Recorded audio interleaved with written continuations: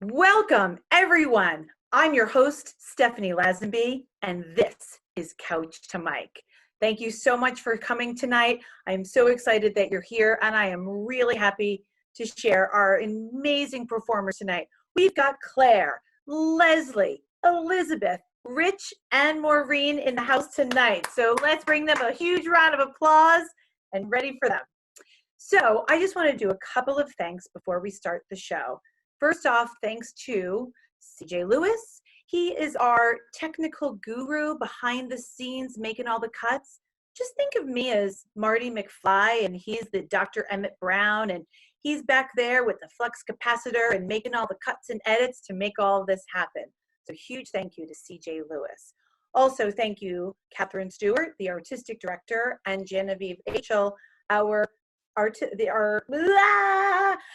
executive director of NHTP. Thanks to them for supporting projects like Couch to Mic. Couple of ways that you, the audience, can interact with our show tonight. First off, you can make really positive, awesome comments as you're watching the show. Let people know that you saw it. You can write like LOLs or ROFL or maybe YFF, which means you're freaking funny. I just made that one up. It's gonna like go viral, so just tell you were here when you heard it first. The other thing you can do is you can put a little coinage in our virtual tip jar. No, the tip jar is not for my own personal white wine fund. It is for supporting projects like this at New Hampshire Theater Project. So thank you so much for any of those things that you do to help support Couch to Mic and NHTP. So thank you so much. And with that, let's start the show. Our first performer is Claire Murdo. She has a fantastic motto. She believes that there's no point in doing this if we can't have a little fun. Please welcome to the stage, Claire Murdo. Thanks, Stephanie. Hi, everyone. I'm a proud member of Gen X. I'm raising 2 kids in the digital age, and I've got baby boomer parents. Needless to say, I'm getting it from all sides. My dad was stockpiling toilet paper before it was a trend. Growing up, I got to witness the birth of the internet. My social media was AOL chat rooms. That signature, "You've got mail," that was like getting a lot of likes on Facebook. And Instagram was called Polaroid. It was a camera that you clicked, and the film came out and you sat and waved it to see what developed. It took a while. And if you wanted to Google someone, that was called the Yellow Pages. It was a really big, thick book that came once a year, and you needed to know that person's last name so you could see where they lived, so you could secretly somehow stalk them. Also growing up, the message of stranger danger has evolved. As a kid, we were told, don't go with strangers. My mom would tell me that a man would come by with a piece of candy and say, come with me to help find my puppy. Anytime I see a windowless white van go by, I recoil. After college, that message evolved into, don't meet anyone from the internet that you've been talking to in person. I mean, how many more Dateline stories do we need to see? And where are we today? You can order yourself a stranger from the internet to come pick them up in their car, alone. I feel somehow we've come full circle. The great thing about growing up in the 80s and 90s is that there wasn't Facebook. Any evidence of our stupidity took 24 exposures in a week to develop, and negatives, very flammable, very easily destroyed. I didn't need Grammy to see how well I did that keg stand, or my dad to see my Halloween costume have a wardrobe malfunction, and no one needs to see the mullet haircut from freshman year. Cameras today, they're so easy and simple. They just slip into your back pocket and can go anywhere. As a kid, I felt like a Sherpa going up Everest with all of the equipment I needed to carry. Cameras are so bulky. Remember Zach Morris on Saved by the Bell when he whipped out his cell phone? It might as well have been a brick. cameras were the same thing. And no one would ever have thought to take a picture of their food before they ate it. You can only imagine the awkward stares you get from the table across from you. There was no such thing as a selfie either. Instant gratification of today's camera have completely spoiled my children. I might have to wait up to 6 months to finish a roll of film to see if Amy was too blurry in the picture or if my boyfriend's head was cut off.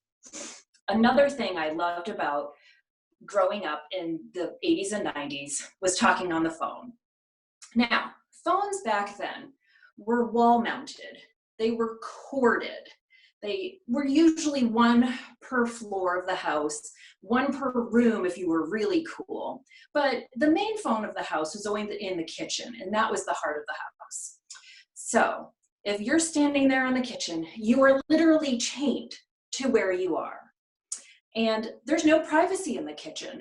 Your mom's making dinner, your dad's coming in asking everybody how their day was, and my sister is standing in the corner glaring at me, waiting for her turn to use the phone. So what you try to do was gingerly move across the room, stretching the phone cord as much as possible. And hopefully you were really cool and had the super long cord. So then maybe you could go hide in the hallway and sit on a chair to talk to your boyfriend as you're telling him, no you, no you, no you hang up first. For then you only to be jerked back across the room because someone just clotheslined themselves in the kitchen. Needless to say, the introduction of the cordless phone to my parents' household was a blessing. I'm Claire Murdo. Thanks for laughing.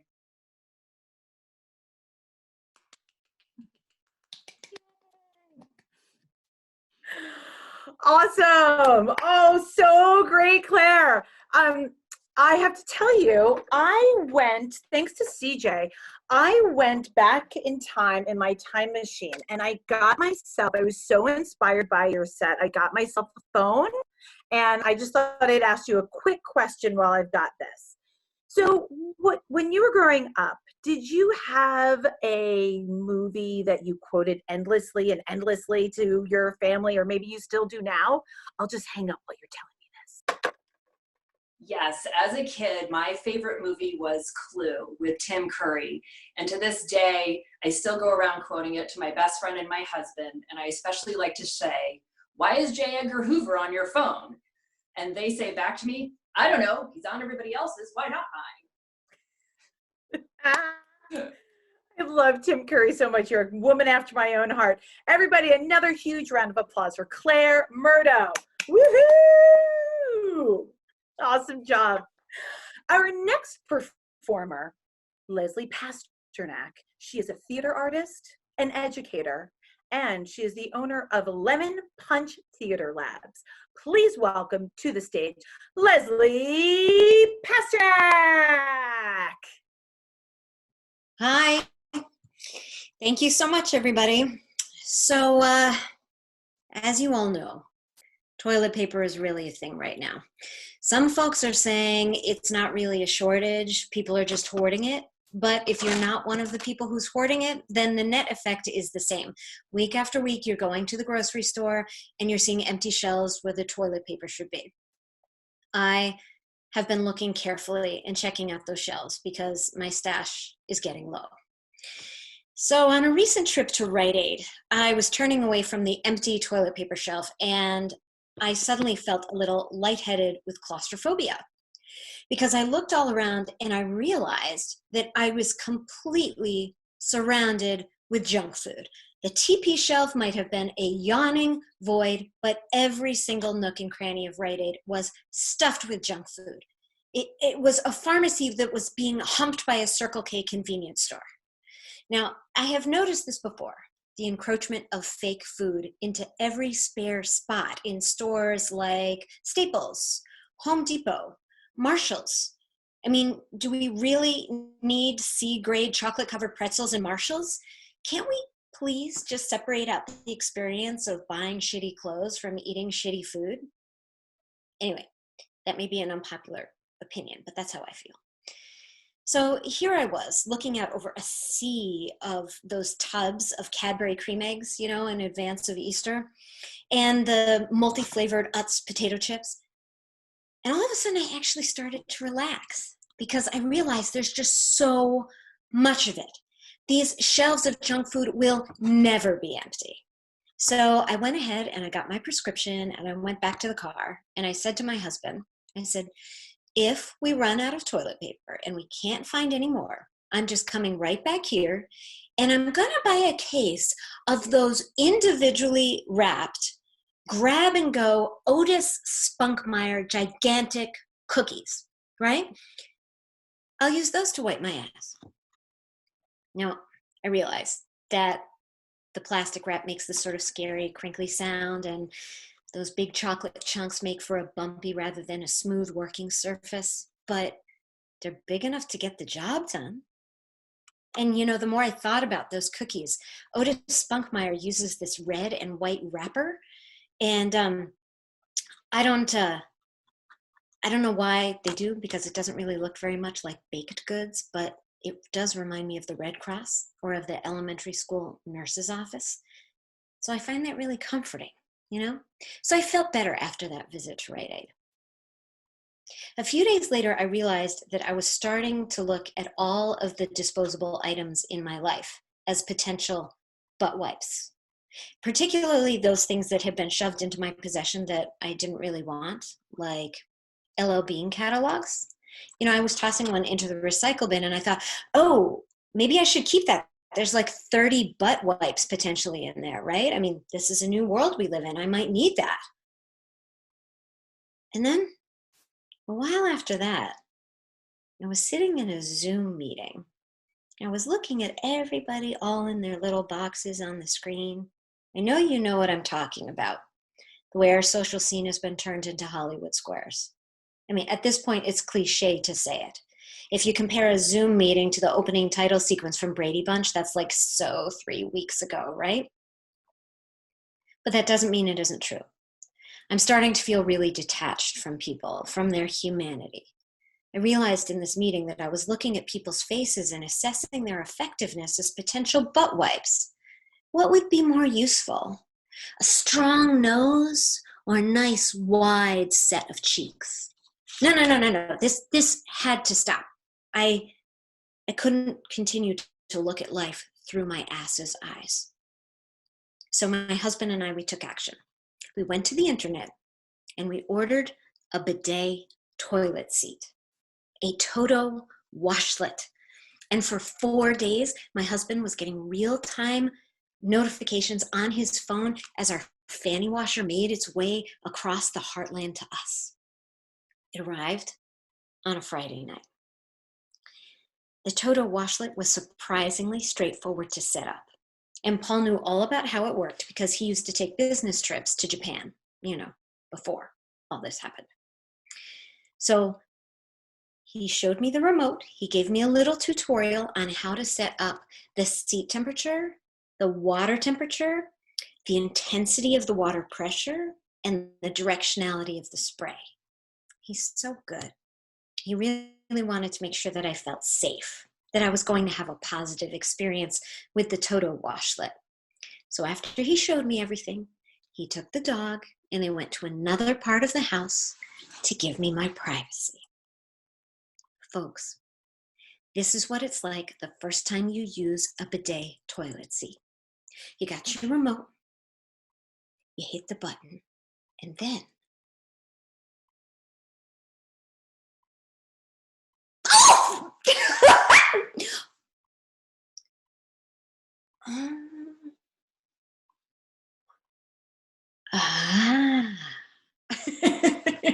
Seriously, it was my feel-good moment of COVID thus far. I laughed, I cried. It was an incredible sense of catharsis.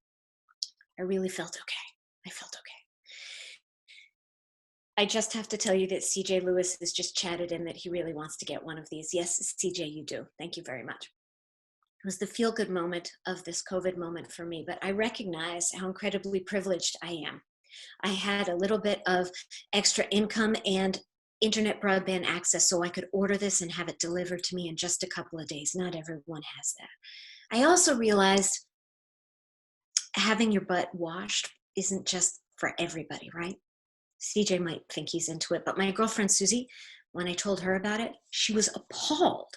She told me she thought it was intrusive and she wasn't actually sure it was more sanitary than using paper. But I have to tell you that I feel more centered now. I feel at peace. And most of all, I feel squeaky, squeaky clean. Thank you.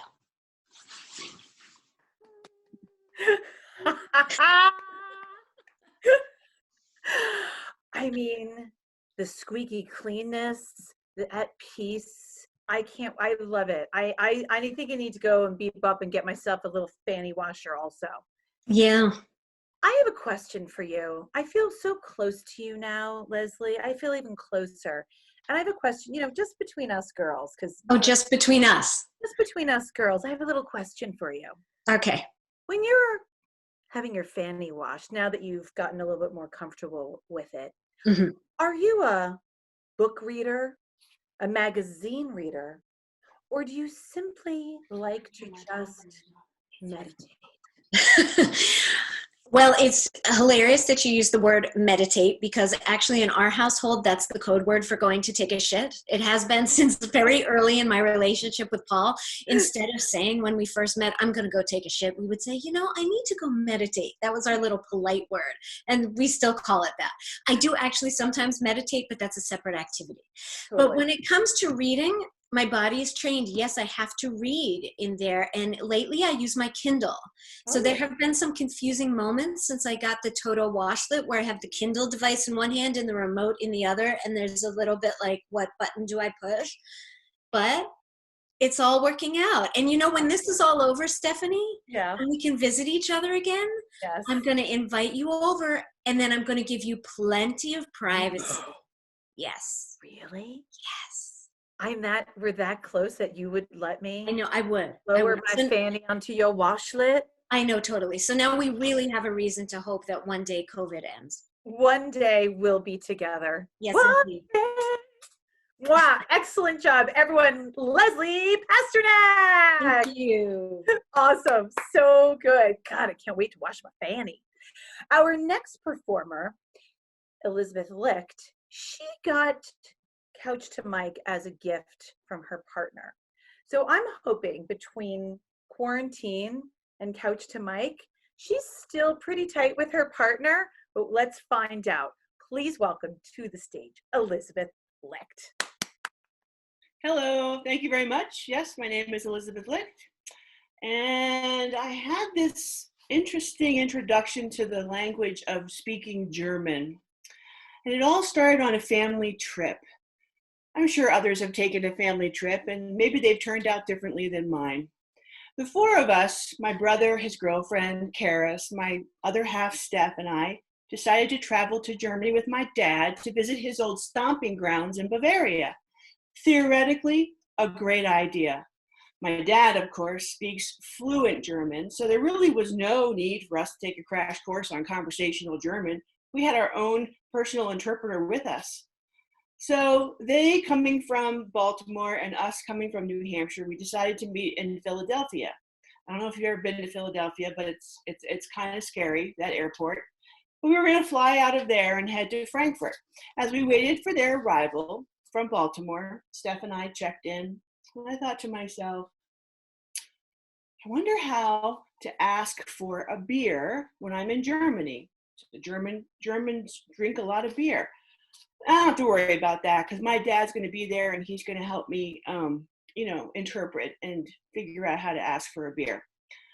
So we stood in line and we checked in and they still hadn't arrived. And then, it's time to board the plane.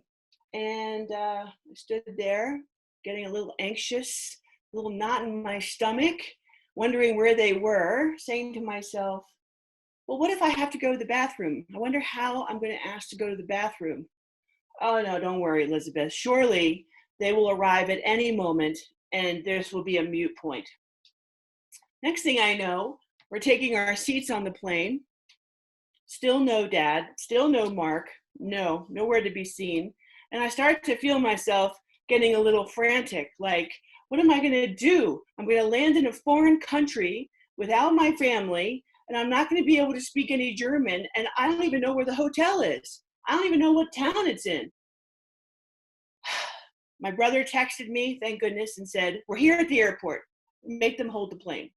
Sure, Mark, I'll just, make them hold the plane. I did. I tried frantically and with all kinds of desperation. My family is coming. They're right there. Please don't take off without them. Nope, didn't work. Even though we could see them from the window of our plane as it pulled away, they were in the window of the airport waving at us. The plane took off.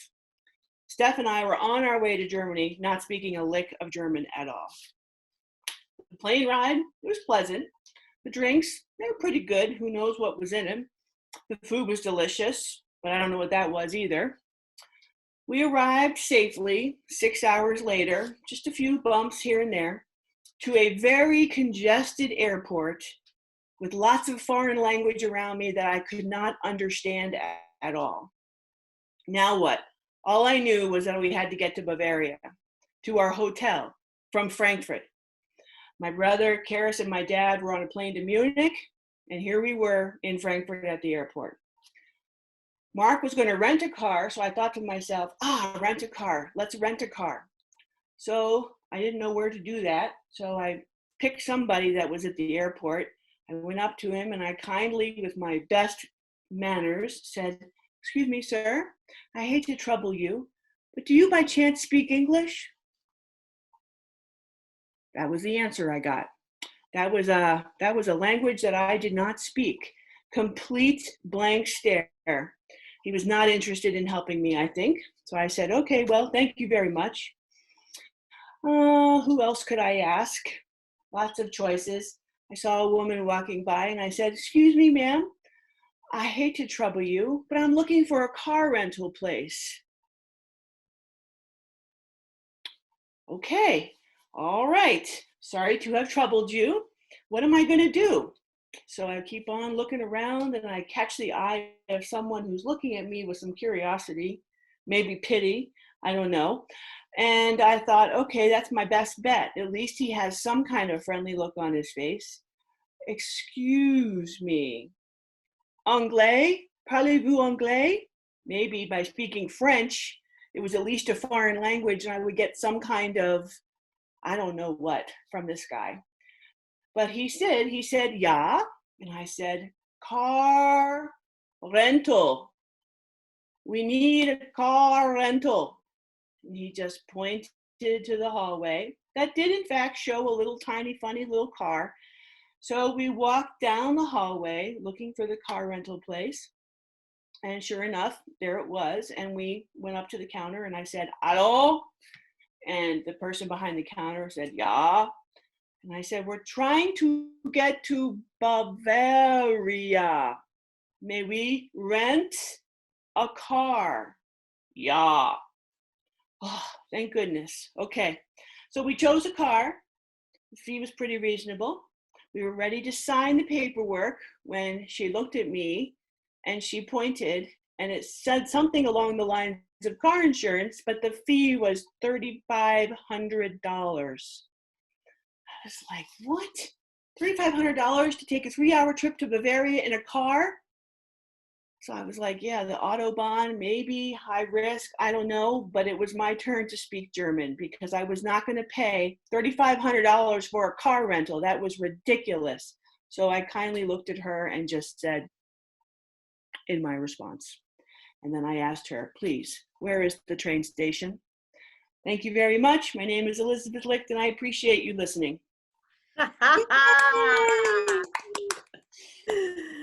I love how you had to, like, as if you slowed down and said car rent. Of course, you can understand a language much easier. Great work. Such a good story. I have a question for you. So I heard that you got a number of really interesting gifts from your partner this year. Can you tell us about Yes. So just to kind of invite some creativity, because life can be kind of, I don't know what, at 55, I'm, in my midlife crisis, I guess. I decided to ask about tap dancing. So I got tap shoes, which is nice, and some lessons. And I got the comic classes. Hello, nice to meet you. And I got pole dancing. Oh, really? Sure. Why not? I haven't gotten off the ground yet, but I have hopes. You know what? That's what keeps a partnership very strong. All of those together, I can't wait. That's fantastic. Elizabeth, everyone give it up for Elizabeth Licht and her comedy. And who knows, maybe we'll see her pole dancing one day. Awesome. Our next performer is a Couch to Mike favorite. Please welcome to the stage, Rich Allen. Hello, everybody. Well, for my little story tonight, I had to look back in my memory to find a story that fits the three elements of good comedy: public humiliation, personal tragedy, and an unfulfilled act of kindness. It was a hot summer night. My wife, Linda, and I decided, let's go get an ice cream. That's what people do on hot nights. So we headed over to the Goldenrod ice cream stand here in Manchester, probably the greatest ice cream in the world, and the whole city goes there on a summer night. We get there, and of course, the whole city's already there. So there's no place to park. So I had to park down the street about 150 feet, and I said, well, I'll go get the ice cream. I said to Linda, why don't you just stay in the car, stay nice and cool, put on your headset, listen to some music, and I'll head up to the ice cream stand. I was feeling pretty good about myself. I had on my new shorts and new sneakers and my favorite summer shirt, which I'm wearing right now. And I head up there, I get to the line, and of course, there's at least 30, 40 people in the line. I get in line, and of course, the guy behind me, he's smoking a cigar. How considerate. The lady in front of me had 3 little urchins with her that were punching and shoving and kicking each other and just having a good old time. And I'm sweating away. Mosquitoes hitting me in the back of the head now and then, and sweating. Get up to the front of the line. I get my order in, get my ice cream. So here I am now. I've got my 2 cones here, right in my fist, and I turn and I start back to the car. Well, I only got about 15 to 20 feet, and I noticed my new shorts are starting to slip down my ass. And I thought, oh, good. Now what am I going to do? I got to make a decision. I can turn, toss these ice cream cones in the trash, go back and get in line, wait another 15 minutes, and be standing here in the same position. I said, nope, I have to try to make it. So I start another 10 or 15 feet, and it's slipping a little bit. And I'm looking around for a place. Maybe I can just set them down and pull. Oh, God, I can't set them down. They're the goddamn pointy kind. So I can't hand them to a stranger. What am I going to ask some stranger to hold my dripping ice cream while I pull up my pants? I don't think so. So I head to the car, and I'm making it. I'm getting closer and closer, and I'm waddling like a damn duck. And I'm getting down there, and I get a little lower, but I'm almost there. And I reach the car, and I figured I can't get Linda's attention because she's got her headset on and she can't see me. The car's pointed the other way. So I figure I'll just bang on the window with my elbow and get her attention. So I go to hit the car, hit the elbow, and I do it, drop both cones to the ground. And as I turn to look at the cones, my shorts slip to the ground too. So here I am standing there with my ass out and my cones on the ground. I just ran around, opened the door, jumped in the car, sat down, took a deep breath, looked over at Linda. She looked over at me. She saw I didn't have anything. She slowly took off her headset and she turned to me and she said, where the fuck is my ice cream? I just started the car and drove away. And that's the story. Thank you very much.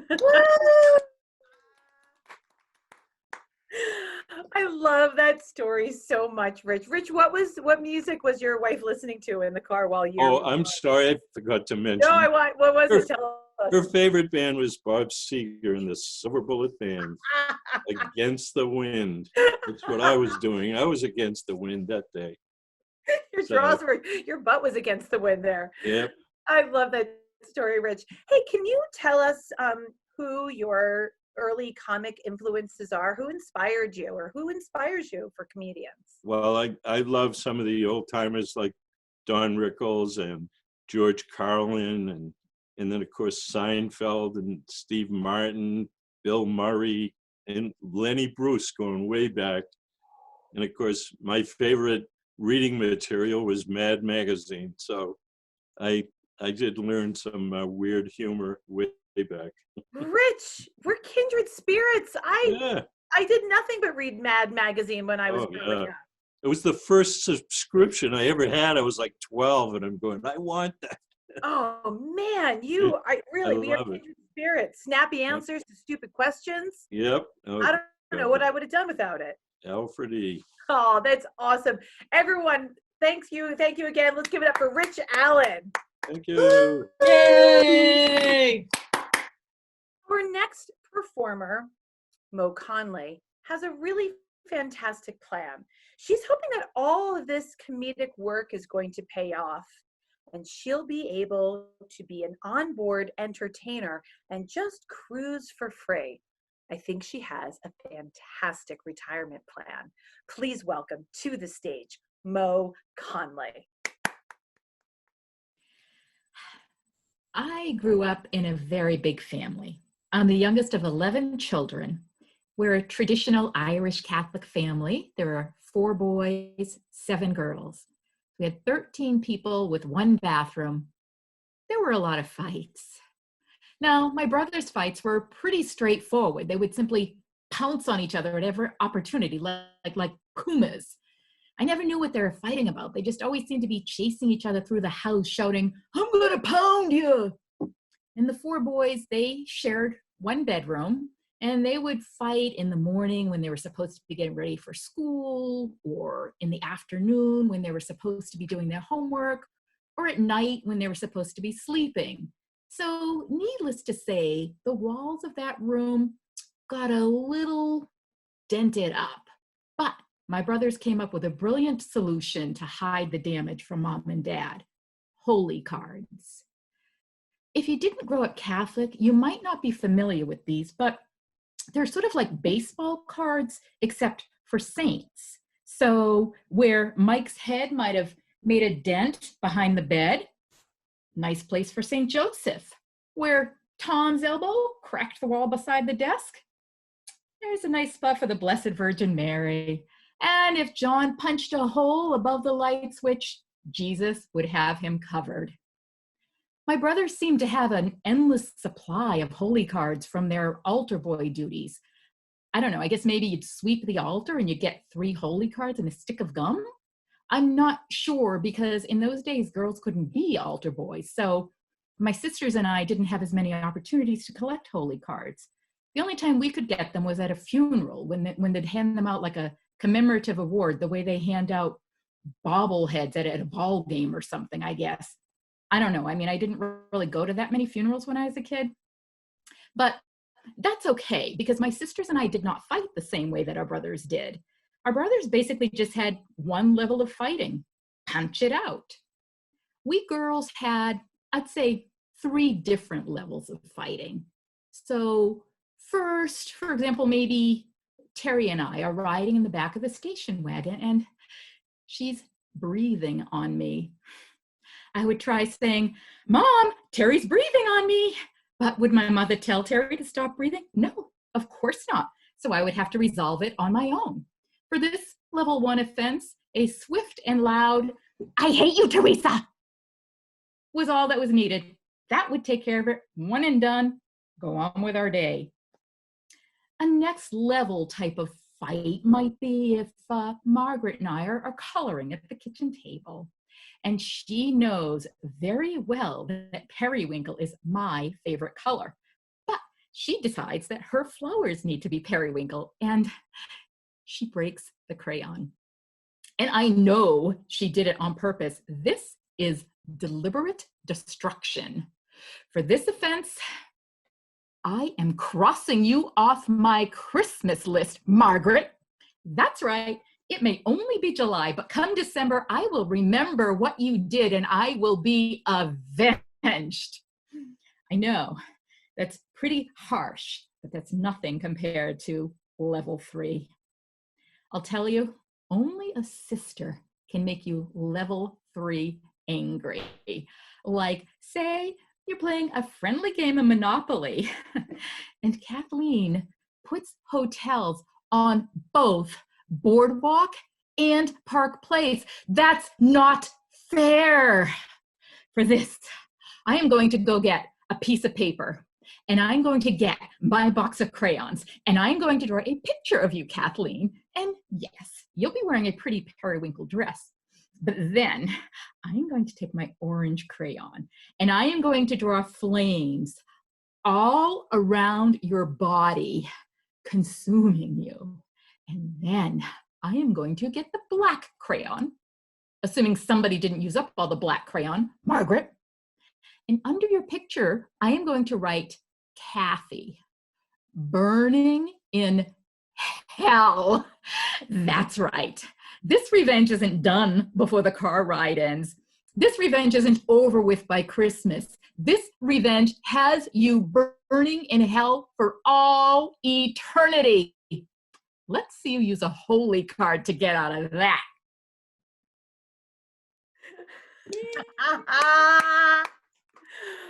Man, it makes me happy that I'm an only child. I got to tell you, there's a little bit in there. Moe Connelly, I love that. So I have a question for you, Mo. Yes. Did you have a go-to comedy movie that was just like your favorite thing to watch over and over again? Yeah, I would say I was a big fan of Mel Brooks. I love the sort of absurdity in his movies. So I don't know, probably Young Frankenstein, one of my favorites. Oh, I love that. All you guys, I love Young Frankenstein so much. And Gene Wilder? I know. So good. Everyone, give another round of applause for Moe Connelly. Yay! That's our show. I can't believe it. Oh my gosh. First of all, I want to thank all of our performers once again. I want to give a round of applause for Claire Murdo, Leslie Pasternak, Elizabeth Licht, Rich Allen, and Moe Connelly. So a huge round of applause for those guys. And I know, right? Woo! And another special thank you to CJ Lewis for putting this all together. I'm your host, Stephanie Lazenby, and this was Couch to Mike. Woo! Yay! Thank you. That's great.